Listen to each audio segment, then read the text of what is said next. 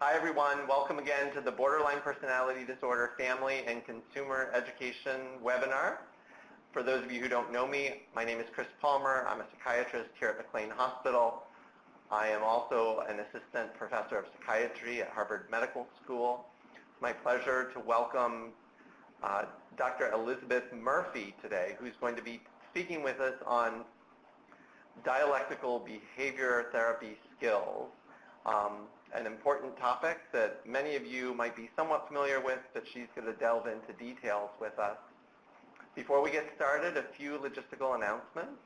We want this webinar to be as interactive as possible. However, all of your microphones have been muted, and your emails or call-in information is secret and not viewable to other participants to maintain your confidentiality.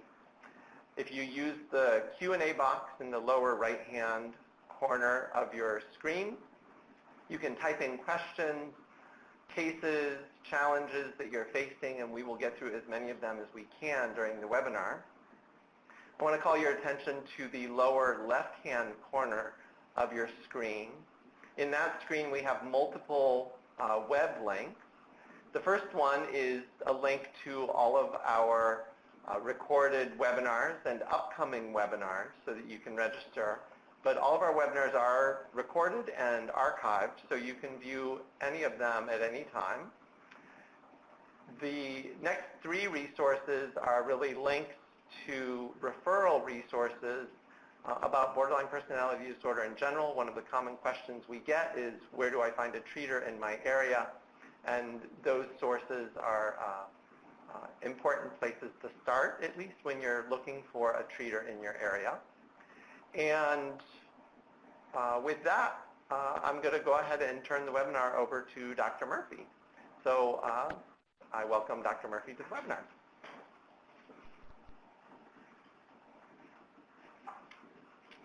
Hi, thank you, Dr. Palmer. I'm pleased to be here. I'm looking forward to discussing the DBT skills, and hopefully we'll get some questions and find out what people are interested in learning more about. I'm assuming then the slides are out. Yes. Okay. All right, so I thought first, before we moved into talking about the DBT skills, I would make a few comments about what actually is DBT. So the first slide references Dr. Marshall Linehan, who developed dialectical behavior therapy, and it's based on a dialectical and a biosocial theory of psychological disorder that emphasizes the role of difficulties in regulating emotions, both under-controlled and over-controlled, as well as behavior. Since then, emotion dysregulation has been linked to a variety of mental health problems stemming from patterns of instability, including emotion regulation, impulse control, interpersonal relationships, and self-image. Those are the targets of the DBT skills, and we look at identifying and helping clients identify the links in those patterns that they can change and enhance their effectiveness. It's not a crisis intervention treatment. It is a treatment that takes some time, and our overall goal is to help individuals change behavioral, emotional, thinking, and interpersonal patterns that are associated with problems in living.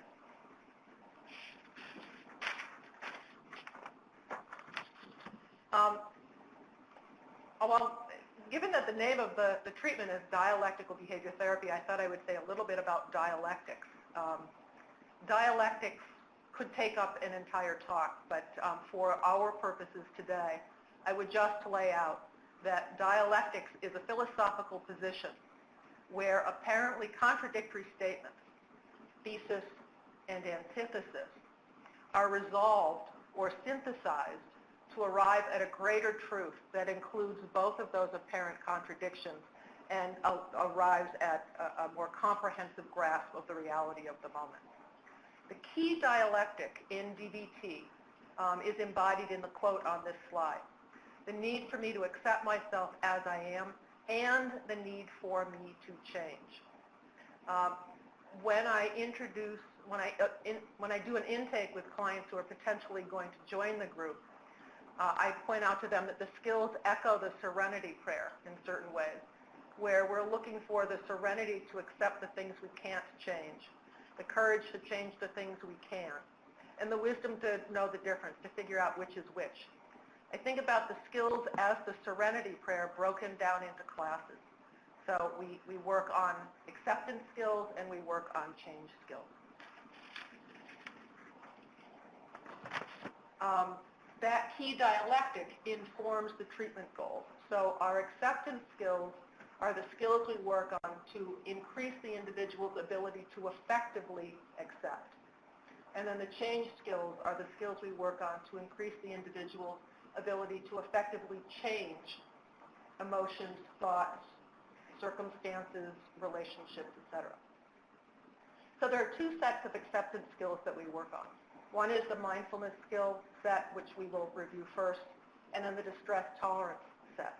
So these acceptance skills don't change anything. They're not going to resolve a problem. They're going to help the individual accept the moment as it is. The change skills of emotion regulation and interpersonal effectiveness target emotion dysregulation, and there are components to the skills we will work on and review today in that chapter, as well as the targets for interpersonal effectiveness. Okay, so first we're going to start with mindfulness. I don't have a slide in here that answers the following question, but for many people the question is, what is mindfulness? Mindfulness is the intentional living with awareness in the present moment. It is not judging or rejecting the moment. It's not attaching to a moment and either clinging to the past or grasping for the future, but we're in each moment as fully present as possible. The goals of mindfulness are to reduce suffering and increase happiness. It can also include increasing one's ability to control one's mind, both by being able to direct your attention to where you choose it to go, and to decrease your reactivity by being able to be present with the moment and observing it, but not working to change it. For some people, the goal of mindfulness is also to work towards encountering and experiencing reality as it is, eliminating distortions, eliminating illusions, and acknowledging and encountering that reality of the moment. In DBT, we talk about noticing three states of mind: emotion mind, reasonable mind, and wise mind. In reasonable mind, when one is in reasonable mind, thinking is cool, the thoughts and the approach are rational, we tend to be task-focused, and we are organized around the rules or the reason or the logic or pragmatics that help us accomplish a task. Values and feelings are either not important or not as important. In contrast to reasonable mind is emotion mind. And when we're in emotion mind, thoughts can be hot. One's point of view, perspective, the meaning we attach to things, and the urges or desires to do something will be mood-dependent and emotion-focused. In emotion mind, we're ruled by our moods, our feelings, our urges to do things or to say things that are based on the emotion in the moment. Facts and reasons are less important than how we're feeling. The third state of mind is wise mind. And in wise mind, we're looking to see and respect the value of both reason and emotion. We're looking for the synthesis of emotion mind with reasonable mind so that we are tuned into, aware of, and respectful of our emotional state and experience, and still able to keep our eye on goals that are independent of that mood state. Another way of understanding wise mind is an awareness of and respect for the wisdom that each person carries inside. One of the interesting things about wise mind, though, is it's greater than the sum of its parts. With the synthesis of reasonable mind and emotion mind, one can also encounter inner wisdom and intuition.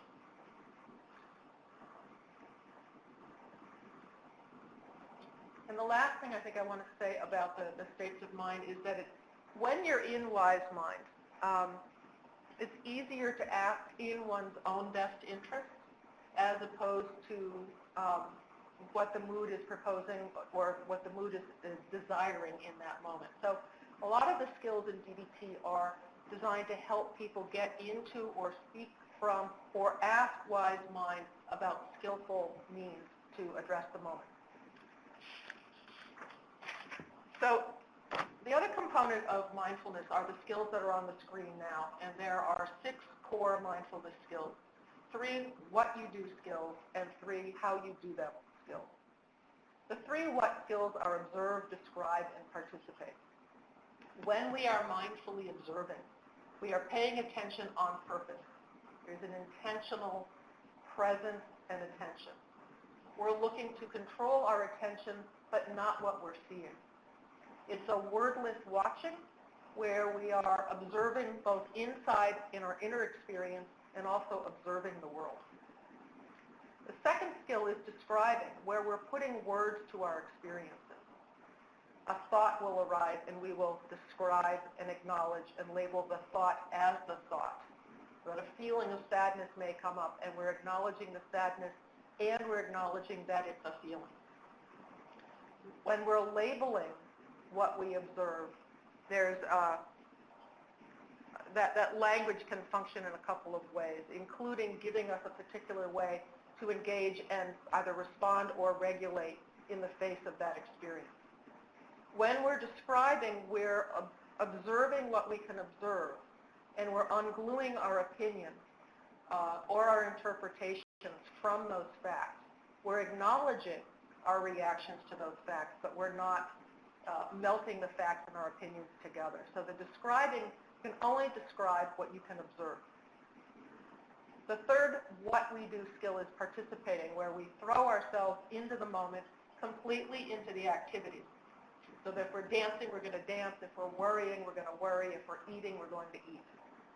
We're looking to become one with the moment, move into flow.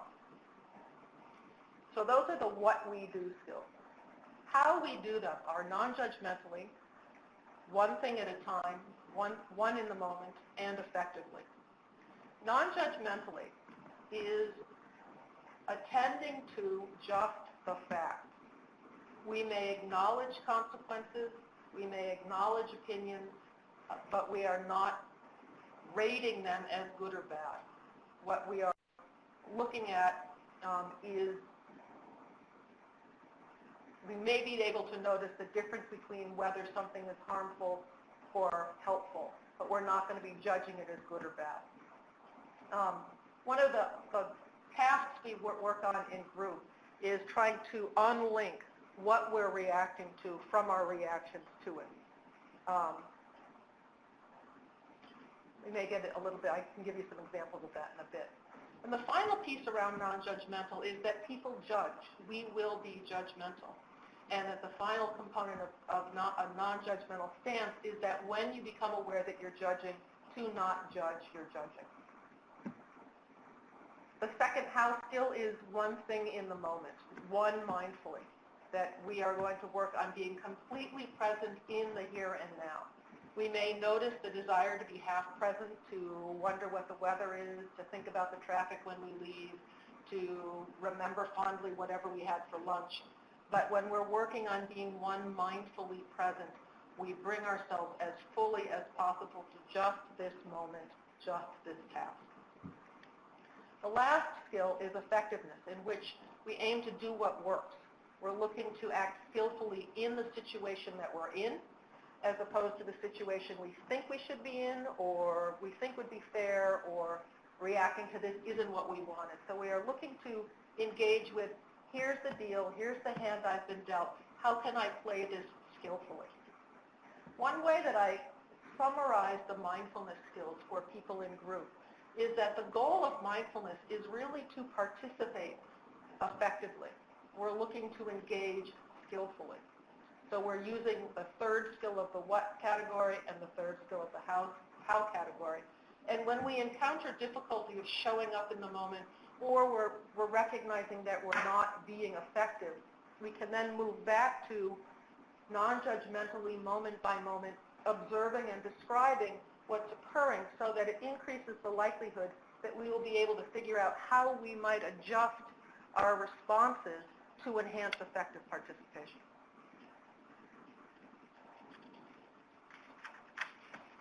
I'm going to move on to the next category of skills, which is distress tolerance. And this is also an acceptance category of skills. I think of this as the impulse control or the damage control set of skills. Because it's an acceptance chapter, they're not going to change anything. These skills won't make anything better, but they will help you get through the moment and not make it any worse. So there are a number of goals in the distress tolerance chapter. We're looking to survive crisis situations, get through it, don't make it worse. Accepting reality as it is, responding in an effectively participating way. And then there's a third category in the newer edition, in the second edition of the skills book, called Becoming Free. It was not in the first edition of the book. And this goal has to do with when the crisis is addiction. When do you use these skills? Crisis survival skills are for those moments when you are experiencing intense pain and can't do anything about it quickly to reduce the pain. Another reason to use these skills are that if you do act from emotion mind in this moment, you're going to make things worse. Third possibility is that you're in a state of being overwhelmed or thrown off balance, and you still need to function. The distress tolerance skills and the crisis survival skills can be helpful there. And the fourth circumstance is that you've done everything you can to address and reduce the problem, and there's a lag time between your efforts to be effective and when you start benefiting, when you start receiving the results of that. The crisis survival skills and the distress tolerance skills can help you bridge that period. They are not, however, for certain uses. They are not for everyday problems. Tolerating, getting through, not making it worse, probably not going to develop a high quality of life. It's going to help you not make things worse, but they're not going to help you make anything better. They're also not going to solve all life problems. Some life problems actually will benefit from engaging from a change perspective in a skillful way. They're also not going to help you build a life worth living. Again, that dialectic of what are the things that I need to accept and tolerate because I can't change them, and then what are the things that I can change.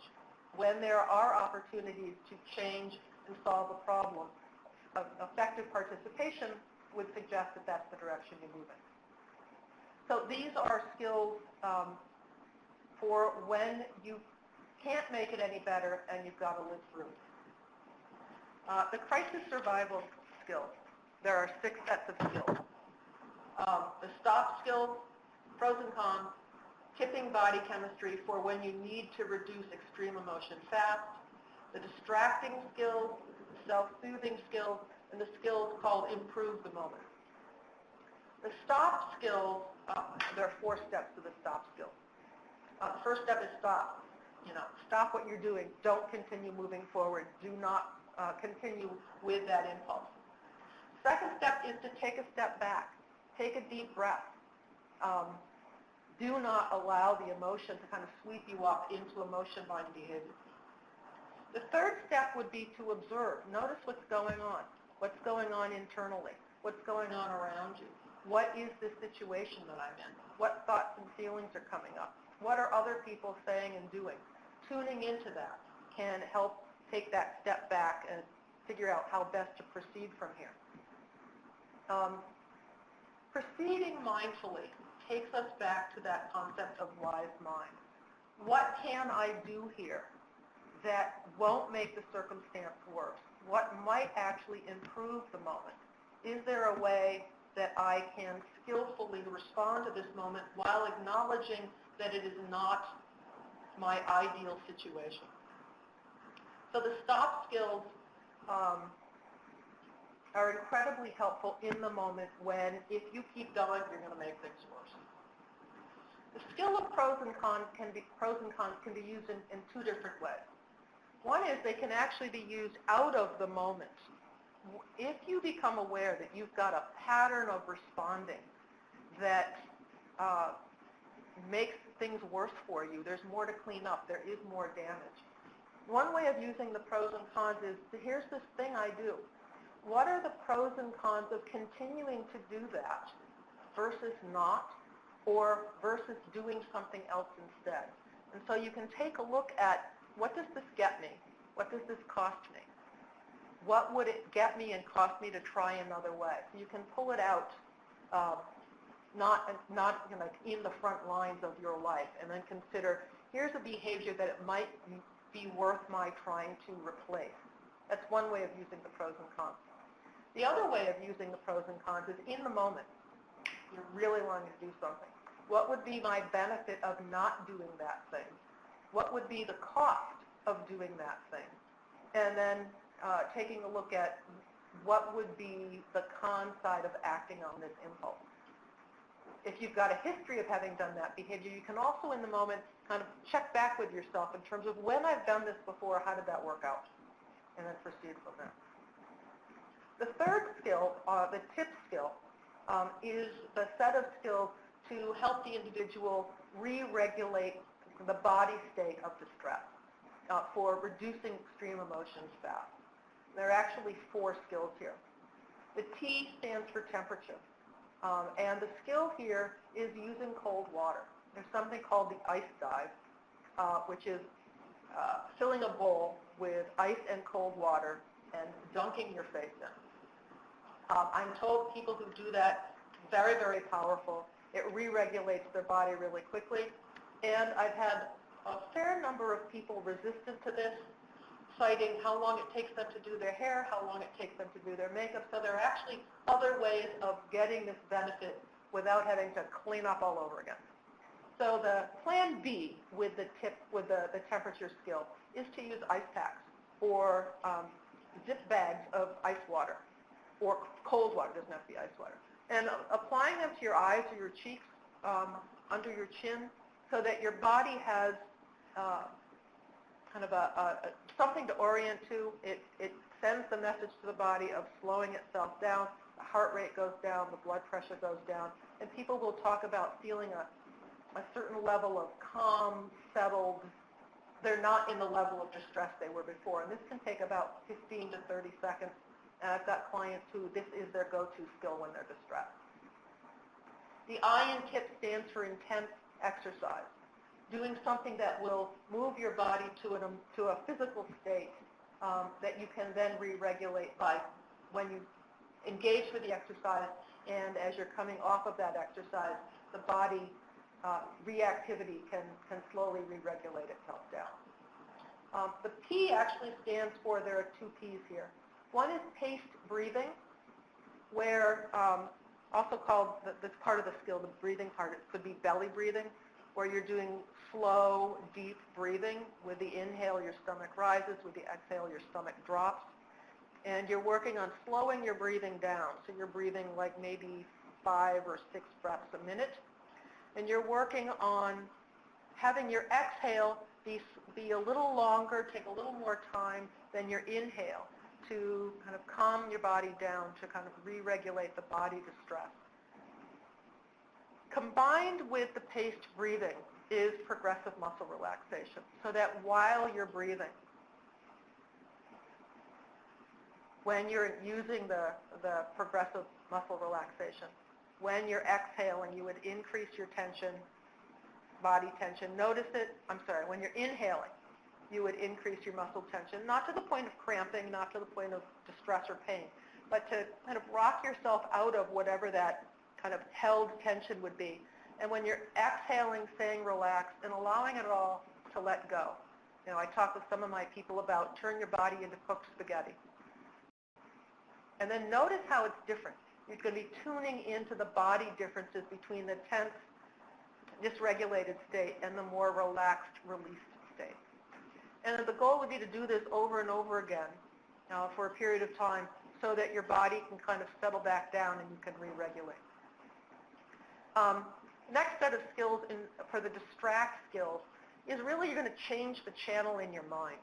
So if you're focusing on that which is distressing you, and your assessment is either there's nothing I can do about this now, or I've done what I can and I've got to wait it out, and focusing on this will generate gratuitous distress. How do I change my channel and distract myself over to focusing on other things that might help me get through this and not make it worse? The accept stands for a series of skills.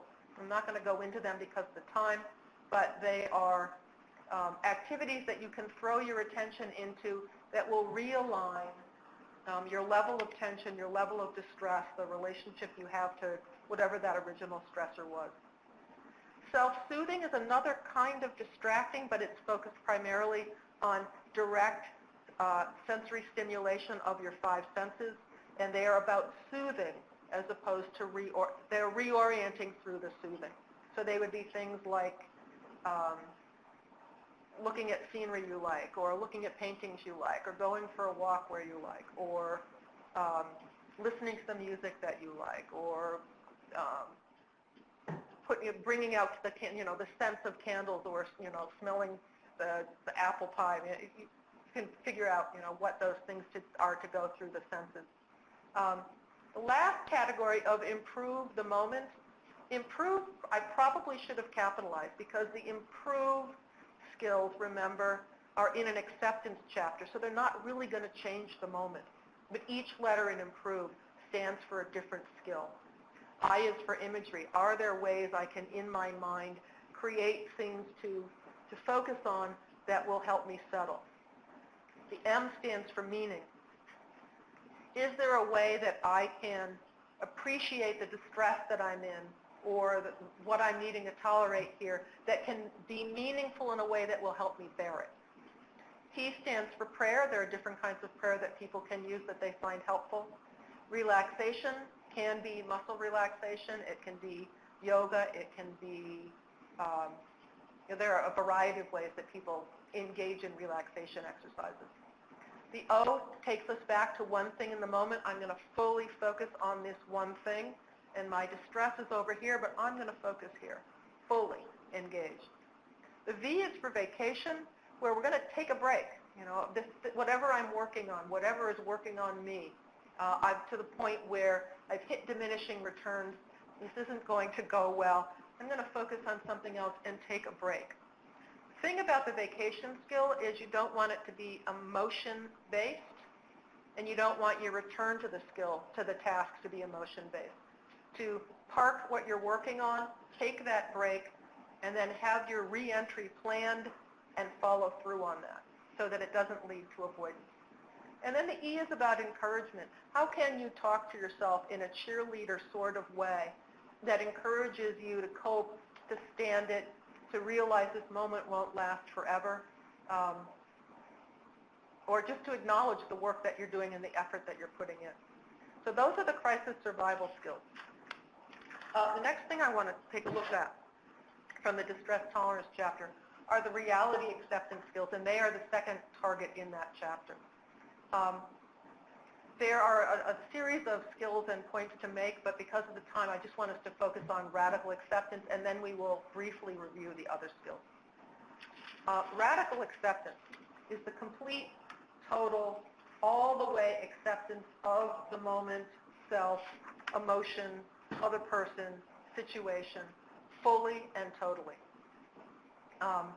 You are radically accepting when you stop fighting reality, and when you're no longer tantruming or fussing about here's the way it is, and that you're going to engage with the moment in a way that allows you to enhance your effectiveness. There are a lot of things that have to be accepted. Reality has to be accepted. The facts are the facts. You may not like them. They're still the facts. Accepting the facts is an important skill. Something else that's got to be accepted is that there are limitations on the future. Mortality, we haven't found a way to bypass that yet. That's something that we all need to accept. Realistic limitations on the future have to be accepted, and it can be important to take a look at what is the difference between an unrealistic, feared limitation and actual, true, and likely limitation. The other thing to accept is that everything has a cause, that this moment, the universe has converged to make this moment what it is, including the moment that causes pain and suffering. And the last thing on the list of things to be accepted is that life can be worth living even if there are painful events and painful emotions. So then why accept reality? One short answer is rejecting reality doesn't change it. In fact, to change reality, the first thing you need to do is accept it. And if you're not liking this moment, acknowledging that this moment is the way it is ups the odds that if you decide you want to work on changing it, you can enhance your effectiveness. Also, pain can't be avoided. Pain can be an important message that something is wrong and needing your attention. Pain that is not accepted turns into suffering, where the suffering interferes with one's ability to only deal with pain. Refusing to accept reality kind of keeps you stuck in the misery that led you to want to reject it in the first place. And while acceptance may lead to sadness, it also often leads to a sense of calm, centered acceptance. And the last point I would make here is that refusing to accept the misery in the moment usually leads to more misery.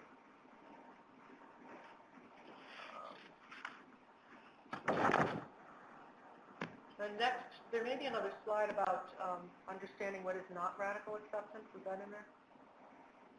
Okay. Okay, so a lot of people are resistant in the skills group to the concept of and practicing the skill of radical acceptance. And part of what comes up when they talk about why they're not about to do this is their fear is that radical acceptance means I approve of the moment, or that I'm going to let the moment run over me, and that I just have to find a way to live with it. And that's not radical acceptance. Radical acceptance is about acknowledging the moment as it is. And it actually increases the likelihood that if I'm accepting the moment accurately as it is, that it will up the odds that if I do work, if I do desire and am able to either solve the problem or tolerate it, that I will enhance my effectiveness. So radical acceptance is often the first step in problem solving. What are the factors that interfere with radical acceptance? First one is you don't know how to do it. I mean, if you don't know how to kind of be with the moment and acknowledge the pain in the moment, it's probably not going to happen. The second thing, as I referenced before, is if the fear is that radical acceptance means that I'm going to approve of this moment, or if I accept it, it somehow trivializes my pain, or that if I accept the moment, I will get passive, that would definitely interfere with moving into deeply and completely acknowledging that what we have here is what we have here. The third factor that can interfere is that your emotions could get in the way. Unbearable sadness makes moving into acceptance really hard, or anger at the source of pain, and feel like it shouldn't be this way, and it can lead to judgment of, I'm not going to accept this. The other things that can interfere are more self-based in terms of shame about how I am or guilt about what I've done are real blocks to radical acceptance, and they are issues that we talk about in the group in terms of how do you approach that, how do you know what kind of shame you have, how do you know what kind of guilt you have, and depending on is it wise mind shame or wise mind guilt or not wise mind shame and guilt, there are different ways to handle those two emotions.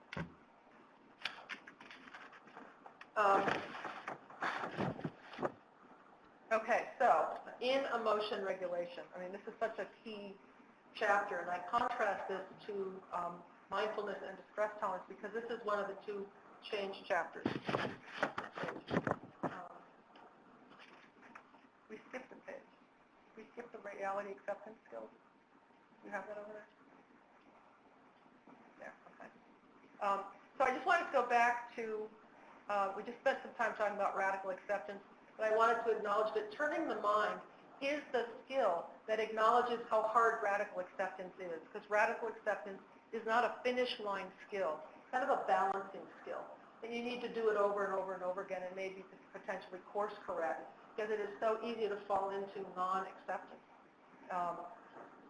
The willingness skill is when I've committed to radically accepting the moment. Willingness is what I do to effectively respond. It's doing what works, acting with awareness, acting from wise mind. It is the opposite of willfulness. where willfulness is anything that isn't effectively responding to the moment. And it can be giving up, it can be refusing to tolerate, it can be insisting on being in control. Also, willingness and willfulness aren't states. What would be a willing or willful response may change as the moment changes. So what could be a willing and effective response in one moment as the moment and circumstances change could then move back into a willful stance where it's a non-effective response to the moment. Half smile and willing hands are ways to radically accept on a body level. And I think because of time we will jump them, but they're pretty interesting skills, very powerful skills. And then allowing the mindfulness of the current thought is the application of the mindfulness skills to a non-reactive observing stance to what the thoughts are that are coming through one's mind. Each of these chapters takes it takes about 6 months to go through all the skills once, so we are galloping through these skills. So now let's move to emotion regulation. Okay, so the goals of emotion regulation are to reduce emotional suffering. It is not the same as getting rid of emotion. The goal of emotion regulation is to develop skills that will help you change the emotions that you would like to change, not the emotions that other people would like you to change. So this is a very personal, internal, self-based set of skills, and they're a change set of skills. There are a number of components to this chapter. I think we will walk through the rest of this page, and we'll see how much time we have. So the first step is, in order to regulate an emotion effectively, you kind of need to know what you're feeling. So the first part of the chapter looks at giving people a model for understanding why emotions are here in the first place, and helping people develop a language or recognize what language can they use to describe their emotional experience. So we talk about how emotions function in kind of a Darwinian sense. Why are they important to have? What do they do for us? How are they designed to be helpful, even if they also, for individuals, cause problems? There's a model for naming emotions and the components of emotions, which is a pretty complex interconnection between what sets off the emotion, what are the interpretations or the beliefs, assumptions, and appraisals about that prompting event, where the individual is responding not just to the event, but also to the meaning that they've attached to the event. And then there's the cascade of what happens internally, what happens in the body, what happens in the muscles, what happens in the blood pressure, what happens in the action urges that may come up, as well as what does that emotion look like on the outside? How does it appear? What are the facial expressions? What happens on a body level or a gesture level? Are there urges to do things that are emotion specific, so that with anxiety, the action urge is to distance from the threat. And with anger, the action urge is to attack or address, to eliminate that which is seen as unfair or unjust. Then there's on the outside of the body what the individual actually says or does, and then there's the after effect of the emotion. So when we're working on naming emotions, we're also looking at what are all of those components of this full system body response. Helping people be able to connect those components up can help people feel like they're not in a state of chaos, they're not in a state of this is happening for no reason, and it can be helpful to both organize and name that experience to help the individual then be able to deal with it. Decreasing the frequency of unwanted emotions, I think we're going to get into that in a minute, so we're going to jump that. Decreasing emotion vulnerability are ways to take care of yourself that don't amplify either your sensitivity or reactivity or intensity of a response. In the old days, we used to call this the spa page. That when you're taking care of somebody and you want to optimize their health and well-being, what are the things that you do to take care of them? You make sure that they're not sick. You make sure that they're eating well. You make sure that they're sleeping well. You make sure that they're not engaging, not taking mood-altering substances that kind of put them at a disadvantage in terms of heightening their reactivity. And you're wanting people to get exercise to take care of their body. So the decreasing emotion vulnerability has a component of all of the things that I just listed, along with 3 other skills. And this section of skills is referred to as the ABC please skills, where the A references how do you accumulate positive emotions. B is how do you conduct yourself so that you engage in activities that help you feel competent and in control. And then the C for cope ahead is kind of like a little stress inoculation of if I know I've got a stressful moment coming at me, what are the things I can do to effectively help myself prepare? And these skills are targeted to specifically help people reduce their vulnerability to emotion, mind in general, and negative emotions in particular. The decreasing emotional suffering is, again, the application of the mindfulness skills to being non-reactively observant what is occurring in the body and allowing that to happen, not confuse, I am not my emotion, to be able to observe them as a part of my experience. So I want us to now go back up to decreasing the frequency of unwanted emotions. And I think we are going to skip the barriers and the model and go into the material on changing emotional responses. There are a couple of components to this skill set. The first step in this changing emotional responses is to check if my emotion actually fits the facts of the prompting event of what set off my emotion in the first place. And there are a number of steps to checking the facts. I basically want to find out what were the facts of what occurred separate from what were my beliefs, assumptions, and appraisals about those facts. So here's what's happening. But here's what it means to me. I'm going to try to separate those two things out. Am I responding to a sense of threat here? Is there something that is challenging me? I want to be able to label what that threat is and then assess the probability that it's going to occur. Are there other possible outcomes that I could imagine, or I might enlist other people to help me think about what else could be going on here other than that which I fear the most. If there is a catastrophe, can I acknowledge for myself what that is and then imagine that it's in fact occurring? And then if it does occur, what would coping well look like? How would I do that? What would I need to do in order to be able to do that? And when I've gone through those steps, I want to go back and then ask, does my emotion fit the facts? And depending on your answer to whether or not it does or doesn't fit the facts, you're going to respond in 2 different ways. When your emotions do not fit the facts, or maybe they fit the facts, but the response that you are likely to give will not be effective, going to move into what in DBT is called opposite emotion. And it is functionally an exposure opportunity, so that I'm going to be exposed to the facts and set it up in a way that allows me to reorganize how I relate to those facts.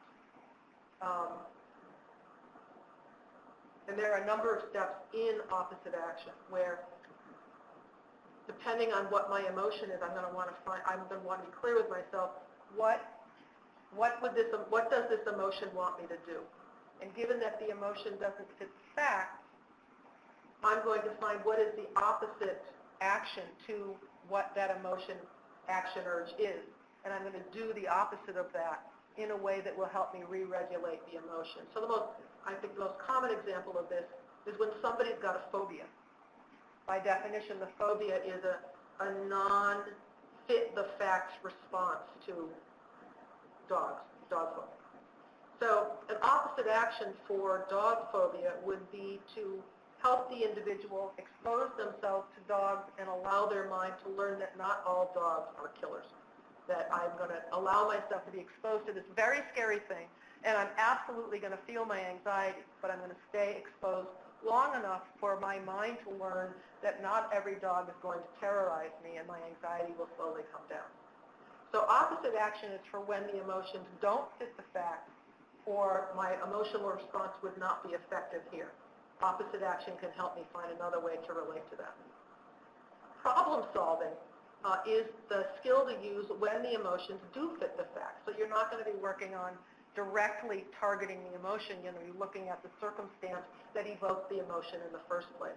And there's a series of steps that we engage that we teach in terms of problem solving. I think because of the time, I'm going to move into the interpersonal chapter.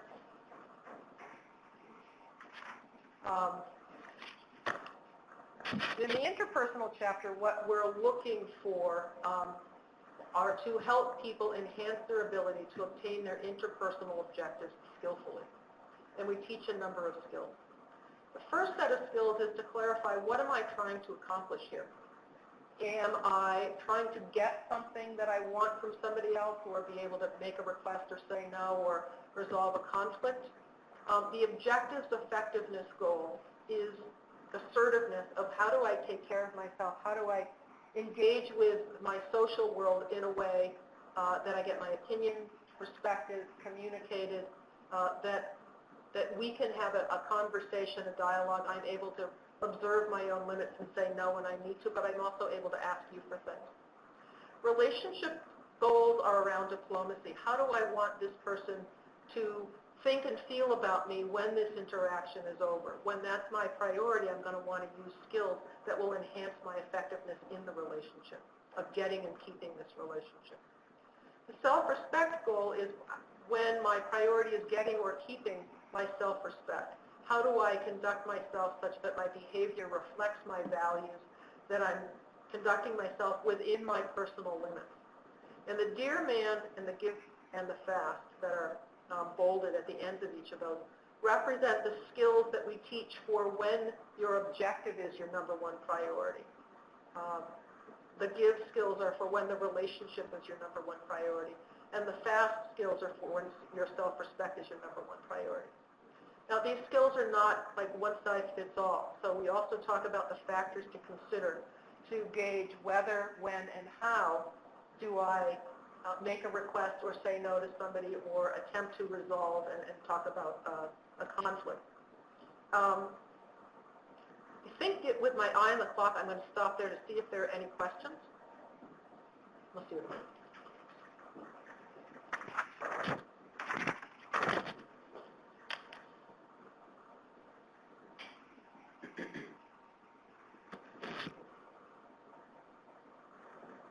I don't think we have any right now. So if you want to maybe go into a little more detail,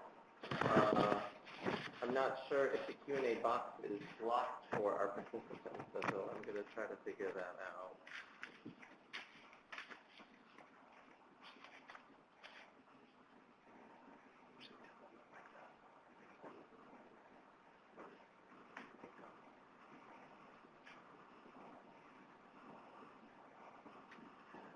So we're getting a couple now. So can you review what you need to have good emotional regulation? Say that again? Can you review what is needed in order to have good emotional regulation? A lot.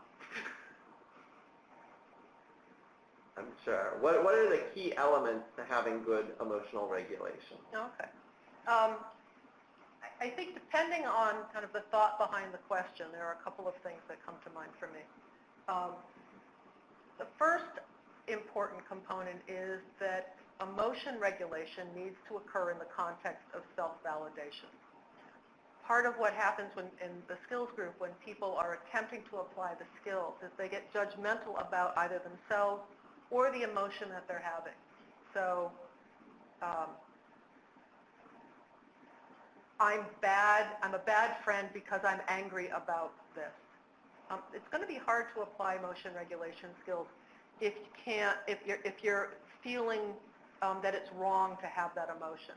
So an early step in emotion regulation is, can I respect myself and be curious about why might this emotion be here, so that I can learn more about how this emotion showed up, what might I be thinking about it, about either the prompting event and the emotion, so that I can see what are the pieces in there that I can work with. Because what if the emotion fits the facts? What if it's a valid response? It may be uncomfortable. It may have in the past led to problematic outcomes.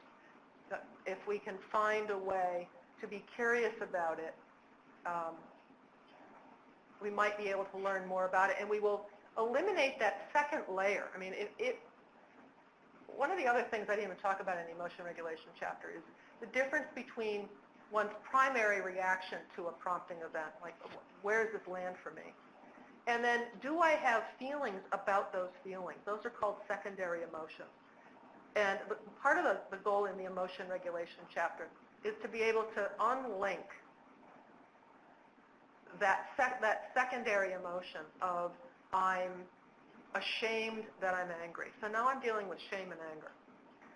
Being able to take a look at where that shame comes from, how can we separate that out from the anger and take a look at does this anger fit the circumstance? Are there effective ways that I can have that anger inform moving forward in either addressing the moment or not?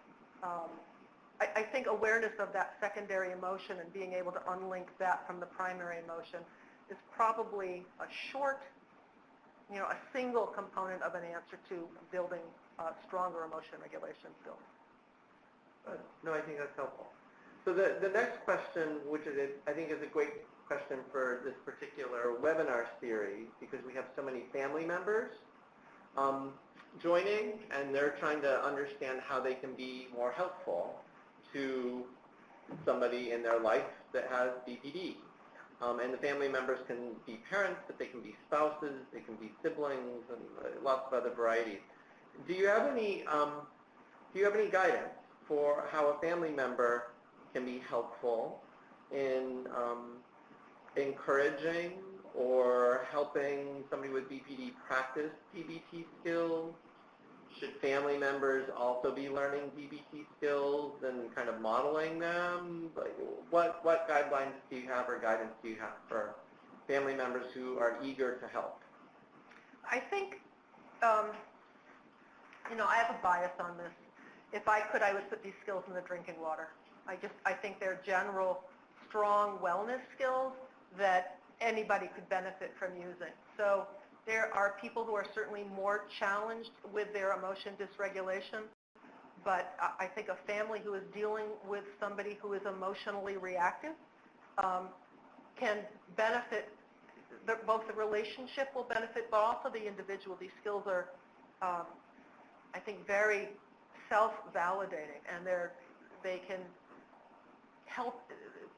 Any system where people are becoming more skillful at being aware of themselves in a non-judgmental manner and being able to be engaged with the people around them in a way that enhances their effectiveness, everybody's going to win. There certainly are programs, including programs here for families to learn these skills.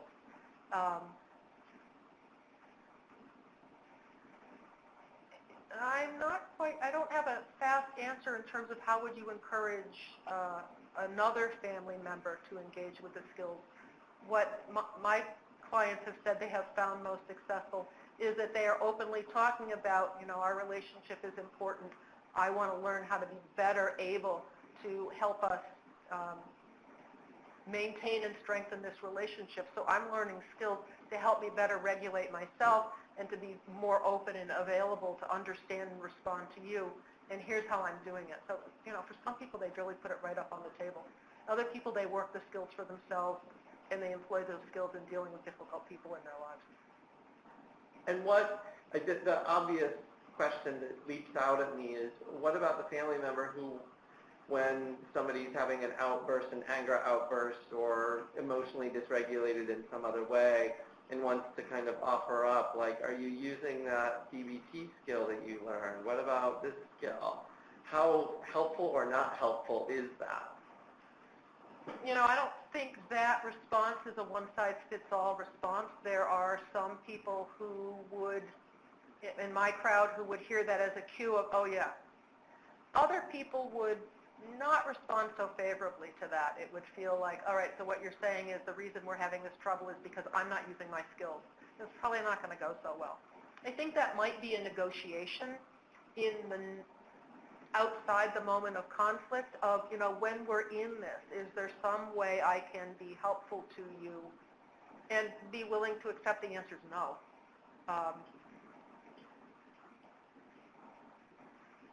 I do think it's worth trying to find a way outside of those conflict moments to talk about how might we better do that conflict. Can I get some feedback from you? Can I give you feedback? Are there things I can do that would be helpful to you? Here are some things you could do that would be helpful to me.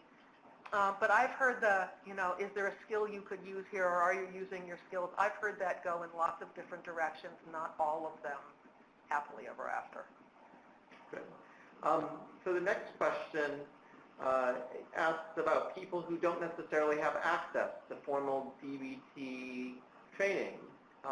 And what do you recommend for them? Does it make sense for them to at least get the training handbook, read through what they can, try to learn some of this? Is that useful?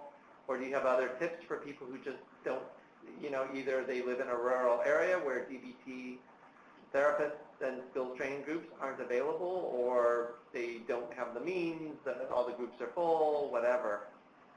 I think that the second edition book is more user-friendly than the first book was.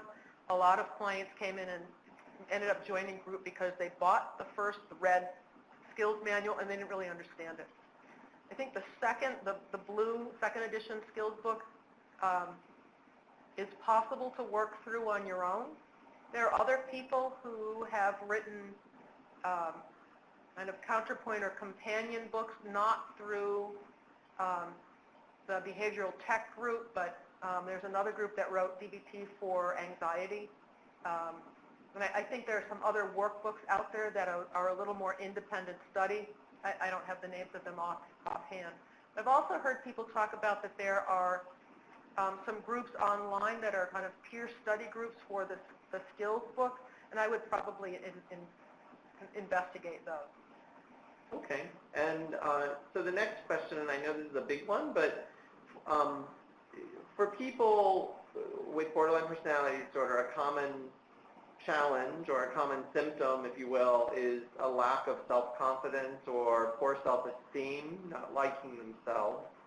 And that seems to be, you at least reference some of that attribute in talking about some of the skills. Like, I need to, because I'm worth it, or because I want to be effective, and are there skills or are there techniques to kind of directly deal with the problem of somebody who just lacks self-confidence, doesn't like themselves in a core way?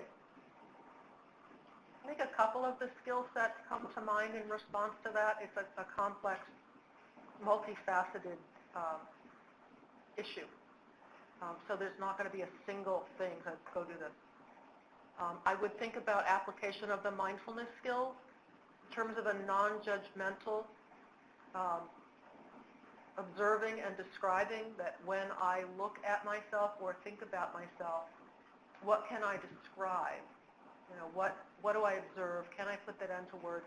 And can I notice, are there judgments I have about myself that I'm treating like they're statements of fact? Can I identify those and then work on looking at what has generated that judgment? I teach my people to deconstruct their judgments. There's what I'm reacting to, and then there's my reaction to it. And a judgment, I propose, takes my reaction and turns it into an attribute of what I'm reacting to. So, there's a pizza place that people around here loved, and I couldn't understand why they loved the pizza. I thought it was not good. And it took me a while to move into language to figure out what wasn't good about it. And as soon as I moved out of my judgmental language into my descriptive language, it came to me right away. I don't like thin crust pizza. But as long as I stayed in judgment mode of this is crummy pizza, I wasn't really able to come up with the information about what led to that judgment. So that judgment of, I don't like myself, I don't feel good enough, I've got low self-esteem, I would want to take a look at what are the facts, what am I reacting to, can I put that into words, and then evaluate it in the light of day. Because if there are things that I don't like about me, are they changeable? And if so, how would I go about doing that? Are there things about me I don't like that I've got to learn to accept, and how would I do that? It's a huge, huge issue. I wish we had more time to talk about it. And so with that, actually, Dr. Murphy, we are going to have to stop. Thank you. This was extraordinarily helpful. And as you alluded to, you did a whirlwind tour through quite a bit of material. But I think it's really helpful to have such a broad overview. So it points people in the right direction in terms of certain skills that might be useful for certain applications or certain needs. And I want to remind people that we have another webinar coming up on Thursday, April 13th, and the information is on your screen. If you want to register, you can click on that link, and that link is also available in the web links in the lower left-hand corner. And with that, we will say goodbye. Thanks for joining us. Bye, everybody. Thank you.